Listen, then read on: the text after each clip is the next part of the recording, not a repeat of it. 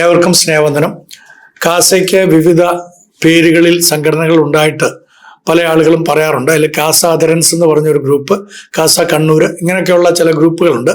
കാസ അദറൻസ് വളരെ മോശമായിട്ട് ക്രിസ്തീയ പ്രവർത്തകരായിട്ടുള്ള ആളുകളെ കുറിച്ചൊക്കെ സംസാരിക്കാറുണ്ടെന്ന് മാത്രമല്ല, ക്രിസ്തീയ സഭയുടെ വ്യത്യസ്തമായ ആശയങ്ങളെയും വ്യത്യസ്തമായ പ്രവർത്തനങ്ങളെയൊക്കെ സംഘപരിവാർ സംഘത്തിന് ഒറ്റിക്കൊടുക്കാനും അല്ലെങ്കിൽ അവരുമായിട്ടൊക്കെ ചേർന്ന് ക്രൈസ്തവ സമൂഹത്തെ വളരെ മോശമായിട്ട് സമൂഹത്തിൽ താറടിച്ച് സംസാരിക്കാനൊക്കെ ഇടയാക്കി തീർന്നത് ഈ കാസ അദറൻസ് എന്ന് പറയുന്ന ഗ്രൂപ്പിലൊക്കെ പെട്ട ആളുകളുടെ പ്രവർത്തനങ്ങൾ കൊണ്ടാണ്. വ്യക്തിപരമായിട്ടൊക്കെ അധിക്ഷേപങ്ങൾ നടത്തുക എന്നുള്ളത് അവരുടെ ഒരു ഹോബിയായിട്ട് മാറിയിട്ടുണ്ട്. പല പ്രവർത്തകരെ കുറിച്ചും പല ശുശ്രൂഷകരെ കുറിച്ചും അച്ഛന്മാരെ കുറിച്ചും മെത്രാന്മാരെ കുറിച്ചൊക്കെ അവർ അതേപോലെ എഴുതാറുണ്ട്. അതവിടെ നിൽക്കട്ടെ. അതിൻ്റെ നിയമ നടപടികളുമായിട്ടൊക്കെ ചില ആളുകൾ മുന്നോട്ട് പോകണമെന്ന് ആഗ്രഹിക്കുന്നുണ്ട്. എന്നാൽ ഒരു കാര്യം വളരെ കൃത്യമായിട്ട് ഞാൻ ഇന്ന് നിങ്ങളോട് പങ്കുവെക്കാൻ ആഗ്രഹിക്കുന്നത്, നമ്മുടെ പ്രധാനമന്ത്രി നരേന്ദ്രമോദിജി പല സന്ദർഭത്തിലും വളരെ കൃത്യമായിട്ട് അഴിമതിക്കെതിരെയൊക്കെ സംസാരിക്കുന്നതായിട്ട് നമ്മൾ കേട്ടിട്ടുണ്ട്. നമ്മുടെയൊക്കെ ധാരണ ബഹുമാനപ്പെട്ട നരേന്ദ്രമോദിജിയും BJPയും അഴിമതിക്കെതിരെ ശക്തമായ നിലപാടുള്ളവരാണെന്ന് പതിവായിട്ട് പറയുന്നതുകൊണ്ട് നമ്മളത് വിശ്വസിക്കുന്നവരാണ്. നമ്മളൊക്കെ അങ്ങനെ വിശ്വസിക്കുന്നത്, ഞാനും അങ്ങനെ വിശ്വസിച്ചിട്ടുള്ള ആളാണ്. എന്നാൽ മുമ്പ് അഴിമതി ആരോപണങ്ങളോ ഗുരുതര വിവാദങ്ങളോ നേരിട്ട ചില നേതാക്കൾ പിന്നീട് BJPയിലേക്ക് വന്ന ശേഷം വലിയ പദവികളിലേക്ക് ഉയർന്ന അനുഭവത്തെക്കുറിച്ച് നമുക്കറിയാം. നമുക്ക് ചില സംഘ മുഖ്യന്മാരെ മാത്രം ഒന്ന് പരിശോധിക്കുന്നത് നന്നായിരിക്കും. ഹിമന്ത വിശ്വ ശർമ്മ മുമ്പ് അസമിലെ കോൺഗ്രസ് നേതാവായിരുന്നു എന്നുള്ളത് നമുക്ക് എല്ലാവർക്കും അറിയാം. 2015 ജൂലൈ 21 BJP പുറത്തിറക്കിയിട്ടുള്ള ഒരു പ്രചരണ രേഖയിൽ ലൂയിസ് ബെർഗൻ ബന്ധമുള്ള ഗുവാഹത്തിയിലെ കുടിവെള്ള പദ്ധതി കേസിൽ അദ്ദേഹത്തെ പ്രധാന സംശയത്തിന് അധിപനായിട്ട് വിളിച്ചിരുന്നു. എന്ന് പറഞ്ഞാൽ അദ്ദേഹം സംശയത്തിന്റെ നിഴലിലായിരുന്നു. ഈ പദ്ധതി ഏകദേശം 1452 കോടി വില വരുന്നതായിരുന്നു. അസം ഗോവ ജലപദ്ധതികളുമായിട്ട് ബന്ധപ്പെട്ട ഏകദേശം 6.1 കോടി രൂപ കൈക്കൂലി നൽകിയെന്ന ആരോപണം അന്ന് ഇദ്ദേഹത്തിന്റെ പേരിലുണ്ടായിരുന്നു. ശർമ്മ 2015 ഓഗസ്റ്റിൽ BJPയിൽ ചേർന്ന കാര്യവും നമ്മളൊക്കെ വാർത്തകൾ മുഖാന്തരം അറിഞ്ഞാണ്. 2021 മെയ്യിൽ അദ്ദേഹം അസം മുഖ്യമന്ത്രിയായി. പിന്നീട് വടക്ക് കിഴക്കൻ ഇന്ത്യയിലെ BJPയുടെ പ്രധാന നേതാവായിട്ട് അദ്ദേഹം പരിണമിച്ചു. ഇപ്പോൾ വളരെ കൃത്യമായി അദ്ദേഹം ഏറ്റവും നല്ല ഒരു മനുഷ്യനായിട്ട് മാറിയിരിക്കുകയാണ്.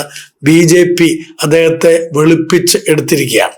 രണ്ടാമതായിട്ട് സുമേന്ദു അധികാരി എന്ന് പറയുന്നതായിട്ടുള്ള ഒരു വ്യക്തി മുമ്പ് പശ്ചിമ ബംഗാളിലെ തൃണമൂൽ കോൺഗ്രസ് നേതാവായിരുന്നു എന്ന് നമുക്കറിയാം. 2014 റെക്കോർഡ് ചെയ്ത 2016 പുറത്തു വന്ന നാരദ സ്റ്റിംഗ് കേസിൽ അദ്ദേഹത്തിന്റെ പേരും ഉണ്ടായിരുന്നു എന്നുള്ളതൊക്കെ നമ്മൾ പത്രങ്ങൾ മുഖാന്തരം അറിഞ്ഞതാണ്. ഒരു വ്യാജ കമ്പനിക്ക് സഹായം ചെയ്യാമെന്ന പേരിൽ ചില തൃണമൂൽ നേതാക്കൾ പണം വാങ്ങുന്നതായി ആ ദൃശ്യങ്ങളിൽ കാണിച്ചിരുന്നു. 2017 ഏപ്രിൽ CBI ഇദ്ദേഹത്തിനെതിരെ കേസ് രജിസ്റ്റർ ചെയ്തു.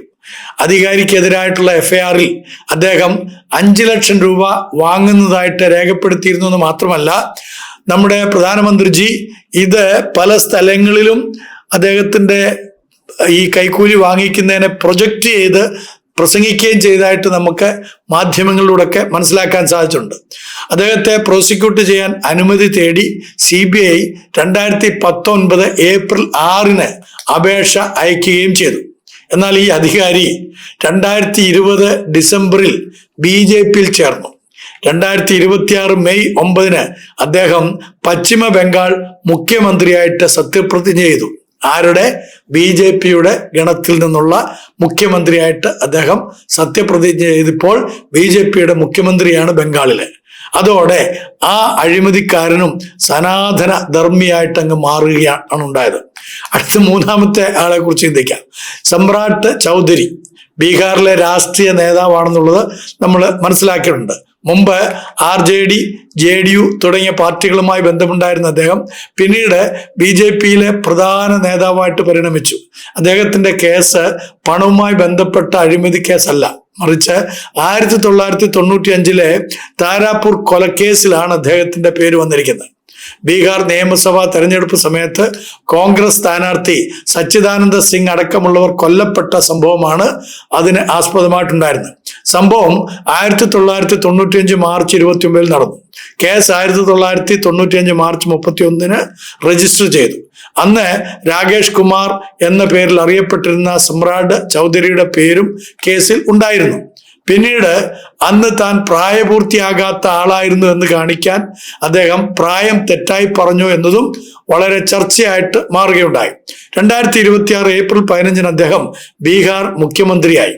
ഇനി സംഘ ഫാസിസവുമായി തെറ്റാതിരിക്കുന്നിടത്തോളം കാലം അദ്ദേഹത്തിന്റെ ജീവിതം വളരെ സുരക്ഷിതമായിരിക്കും എന്ന് നമുക്ക് ഉറപ്പിക്കാം.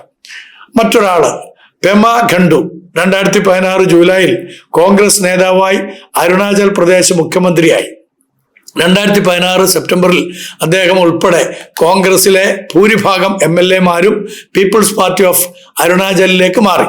2016 ഡിസംബർ 31 ഖണ്ഡുവും മറ്റു 32 MLA-മാരും BJP-യിൽ ചേർന്നു. അങ്ങനെ സർക്കാർ BJP സർക്കാരായിട്ട് മാറിയെങ്കിലും മുഖ്യമന്ത്രി അതേ ആളായിട്ട് തുടരുകയും ചെയ്തു. അദ്ദേഹത്തിന്റെ കാര്യത്തിൽ പ്രധാന വിഷയം വലിയ തോതിലുള്ള കക്ഷിമാറ്റവും അതോടൊപ്പം അധികാരം തുടരുകയും ചെയ്തതാണ്. ഒരിക്കൽ സംഘമായാൽ കാലുമാറ്റം പരമോന്നത നീതിപീഠങ്ങൾ പോലും ചോദ്യം ചെയ്യില്ല എന്നതാണ് നമുക്ക് തരുന്ന ഗുണപാഠം.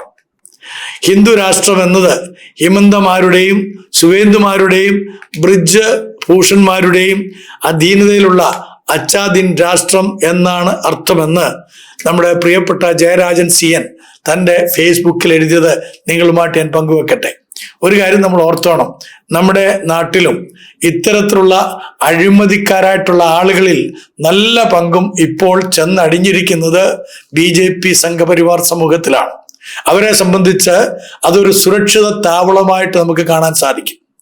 എന്തിനേറെ പറയുന്നു, നമുക്കറിയാവുന്നത് പോലെ ജേക്കബ് തോമസ് എന്ന് പറയുന്ന പഴയൊരു DGP ഉണ്ടായിരുന്നു, നിങ്ങൾ ഓർക്കുന്നുണ്ടാവും. അത് കഴിഞ്ഞ് സെൻകുമാർ എന്ന് പറയുന്ന മറ്റൊരു DGP നമുക്കുണ്ടായിരുന്നു. ഡോക്ടർ രാധാകൃഷ്ണൻ എന്ന് പറയുന്ന ഒരു വൈസ് ചാൻസലർ നമുക്കുണ്ടായിരുന്നു.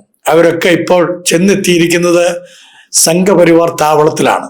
അതോടുകൂടെ അവരെ സുരക്ഷിതരാണ് എന്നതിന് യാതൊരു സംശയമില്ല. ഇത് നമ്മുടെ രാജ്യത്തെ എവിടേക്ക് കൊണ്ടെത്തിക്കും എന്നുള്ളത് ഓരോ പൗരനും ശരിയായി മനസ്സിലാക്കേണ്ടിയിരിക്കുന്നു. ഇപ്പോൾ കാസയുടെ അദറൻസ് പോലെയുള്ള സംഘടനകൾ ക്രൈസ്തവ സമൂഹത്തെ ഒറ്റിക്കൊടുക്കുന്നതും ക്രൈസ്തവർക്കെതിരെ മോശമായിട്ടുള്ള ഫേസ്ബുക്കുകളിലും മറ്റു പോസ്റ്റുകളൊക്കെ ഇടുന്നതും അവരുടെ എന്തോ കാര്യങ്ങൾ ഒളിച്ചു വെക്കാനുള്ളതാണെന്നതിന് യാതൊരു സംശയമില്ല. ഇത്തരക്കാരുടെ പോസ്റ്റുകൾ നമ്മൾ ഒരു കാരണവശാലും പ്രൊമോട്ട് ചെയ്യരുത് എന്ന് പ്രത്യേകമായിട്ട് ഓർപ്പിക്കേണ്ടത് ആവശ്യമില്ലല്ലോ. നമുക്കറിയാം, നമ്മുടെ നാട്ടിൽ കലാപമുണ്ടാക്കാൻ വേണ്ടി കച്ചകെട്ടി ഇറങ്ങിയിരിക്കുന്ന ABC ചാനൽ പോലെയുള്ള ചാനലുകൾ, അതോടൊപ്പം തന്നെ ജനം TV പോലെയുള്ള TV-യിൽ ഇരുന്നു കൊണ്ട് ചർച്ച ചെയ്യുന്നത് ക്രൈസ്തവ സമൂഹത്തെ താറടിച്ചുകൊണ്ട് ക്രൈസ്തവ സുവിശേഷ പ്രവർത്തകർക്കെതിരെ ഹിംസാത്മകമായിട്ട് സംസാരിച്ചുകൊണ്ടിരിക്കുന്ന അനേകരെയൊക്കെ നമുക്കറിയാം. ഇതൊക്കെ ഒരു കാര്യം നമ്മളെ ഓർപ്പിക്കുന്നുണ്ട്, കാലം അതിൻ്റെ അന്ത്യത്തിലേക്ക് നീങ്ങിക്കൊണ്ടിരിക്കുകയാണ്. ഇത് ദുഷ്കാലമാണ്. അതുകൊണ്ട് നാം വളരെ ജാഗ്രത പുലർത്തണം. നമ്മുടെ രാജ്യം നാശത്തിലേക്ക് പോകാതെ ഇരിക്കണമെങ്കിൽ എല്ലാവരും ഐക്യത്തോടുകൂടെ ഒരുമനപ്പെട്ട് ഇത്തരം ദുർശക്തികളെ സമൂഹത്തിൽ ഒറ്റപ്പെടുത്തുവാനും അവരുമായിട്ടുള്ള സംസർഗം നമുക്ക് മാറ്റി നിർത്തുവാനും സാധിക്കേണ്ടത് ആവശ്യമാണ്.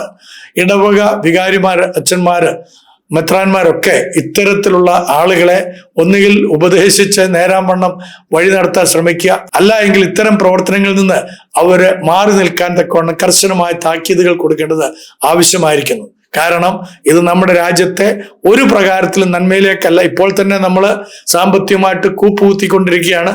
എല്ലാ മേഖലകളിലും കലാപങ്ങൾ സൃഷ്ടിക്കാൻ തക്കവണ്ണം ഇത്തരക്കാരുടെ പ്രവർത്തനങ്ങൾ കാരണമാകുമ്പോൾ സാമ്പത്തിക മാന്ദ്യത്തെക്കുറിച്ചുള്ള തെറ്റായ നടപടികളെ ജനം ചോദ്യം ചെയ്യാതിരിക്കും എന്ന് അറിഞ്ഞുകൊണ്ടാണ് ഇത്തരം അഴിമതി വീരന്മാരെയൊക്കെ സംരക്ഷിച്ചുകൊണ്ട് നമ്മുടെ രാഷ്ട്രീയ ഭുങ്കുവന്മാർ മുന്നോട്ട് പോയിക്കൊണ്ടിരിക്കുന്നത്. അതിനെ ഇവിടുത്തെ ഓരോ പൗരനും ചോദ്യം ചെയ്യാനുള്ള അവകാശമുണ്ടെന്നുള്ള ആ ഉറപ്പ് നമ്മൾ വരുത്തണം. അങ്ങനെ നമുക്ക് നല്ലൊരു രാജ്യം ഉണ്ടാകാൻ തക്കോണം പ്രാർത്ഥനയിലും ഓർക്കണം എന്ന് അഭ്യർത്ഥിച്ചുകൊണ്ട് നിർത്തുന്നു. നന്ദി, നമസ്കാരം.